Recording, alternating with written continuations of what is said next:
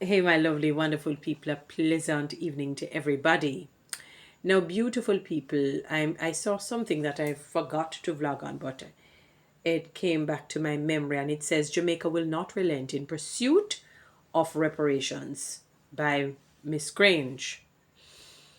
It says Montego Bay, Jamaica. Jamaica will not relent in its pursuit of reparations for the injustices of slavery, says Minister of Culture, Gender, Entertainment and Sport, and that is Miss Olivia Babsy Grange. We must repair the damage. I'm reading it verbatim. That is why we will be petitioning the King of England as we call for reparations for the damage to be repaired, what they did to our ancestors, the minister stated. She was speaking during the 29th Civil Emancipation Jubilee held at Civil Heritage Park in St. Anne on Thursday. The all-night cultural vigil, which honored the enduring legacy of African ancestors and the abolition of slavery, extended into the early hours of Emancipation Day on Friday, August 1. Grange said pursuing reparations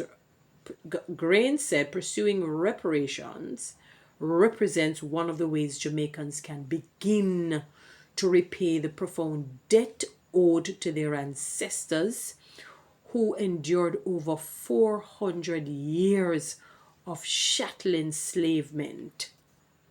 For those who may not know what chattel enslavement means, it refers to a form of slavery in which people are treated as the personal property or chattel of another person. So, in this system, the enslaved individuals have no personal freedom or rights, none whatsoever. They can be bought, sold, inherited, or traded like any other possession. Their children are also born into slavery and owned by the enslaver. And key characteristics of chattel enslavement, lifelong and hereditary. Enslaved status is passed from parent to child and it continues. Legal ownership. Enslaved people are considered property under the law. You see how laws can be unjust? No autonomy. Enslaved individuals have no legal personhood or control over their lives. So that is what chattel enslavement certainly is. What a very sad state of affairs, my wonderful Jamaican people. Where was I reading now? Let's continue with it. During her 2025-2026 sectoral debate presentation in the House of Representatives on June 24, the minister announced that Jamaica was in the process of submitting a formal petition to His Majesty King Charles III, requesting that he refers a set of legal questions to the Judicial Privy Council concerning reparations for slavery. They need to do something about it. This is going on from different Caribbean countries. They need to act on it. They owe us. They owe us and they need to pay us. They need to pay us. And personally speaking, I want all the infrastructure to be dealt with when we eventually get that monies. I know some people feel that we're not going to get it, but I'm going to be hopeful and very much optimistic. We're going to get it. I'm going to call things that are not as though they are. And I want every single Jamaican to benefit, not just the infrastructures like the healthcare system, taking down crime, violence, fixing the schools and all of that. Oh, yes, all of that must be done. But give the people some money too. Because I feel them papa, grandpapa, grandmother, great grand suffered. So they should benefit individually as well as collectively. That's my personal belief. It is because we must repair the damage. This is what she's saying. I call on every one of you and on us all to reflect on our resilient forebears, their struggles and their triumphs. Let us commit like they did to doing our part to make our homeland Jamaica a better place, she added. Grange urged national unity, especially in matters of heritage and culture, emphasizing that political divisions have no place in the preservation of Jamaica's cultural identity. That's why I really, boy, maybe we need to just have one party like a coalition and we just vote for the leader this time as opposed to, because I'm telling you, when you have these different, it creates more disunity and disharmony. She called for collaboration over competition, noting that building the nation requires collective effort. It does. Just consider our enslaved ancestors. They died so that you and I could be free today. Mighty God. I don't want you to take it lightly. We owe a great debt to the ancestors, and we repay them by drawing on their incredible resilience to ensure that never again will the black race or any people be enslaved. Definitely not. So, as we celebrate our freedom, let us build Jamaica and let us always choose Jamaica. The Civil Emancipation Jubilee, organized by the Jamaica National Heritage Trust, was a vibrant celebration of the country's cultural legacy.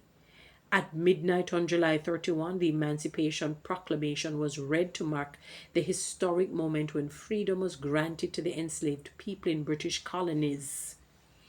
The all-night celebration featured a diverse array of cultural activities, including music, dance, drumming, food, drama, and fashion. The cultural showcase highlighted performances by the Kaya John Kuno Band, Charlestown Maroons, and the Aquaba Drummers, alongside a stage show featuring popular local entertainers. The organizers also ensured that free chocolate tea was available for patrons throughout the night to add to the festive atmosphere. Somebody told me about that. I don't think we really understand what our ancestors had gone through. To be treated, sometimes when I look back at history and you read history, you listen to history, and you hear that black people were considered equal to monkeys, and God made us a higher form of mammals. It is a flagrant disregard to God's fearful and wonderful manner in which He built people, in which He created people. It is a flagrant disregard to His omnipotence, to His awesomeness, to His resplendence, to His dazzling persona. It is a flagrant disregard and disrespect, to say the very least, to liken humankind and to say that we are basically, at that time, we were similar to monkeys, even showing us as Homo sapiens, transforming from the monkeys to humans, putting the black person beside the monkey, because you know how the monkey's nose is kind of broad, for those who have that real non-European features, like the broad nose or the big nose, the big lips and the beady eyes. And because the monkeys may have you see how the monkey nose them kind of spread out, and the lip big and thick and the eye squeezing, had the audacity, had the gall to liken black people to that. And we love our animals, don't get us wrong, but God gave us dominion over them. We're not equal to them. We're not on the same level of them. We humans are the higher form of mammals to the monkeys or the whales and all the mammal form of animals. We're higher. Our intelligence, their intelligence cannot even compare to ours. And they have had the audacity to liken black people to such. Mighty God. But I hope that formal petition will be sent, and King Charles III will send it before the Privy Council, and we get our money. And may I beg on the politicians and powers that be, get the Jamaican people some more time for a change. Do something for the people. No.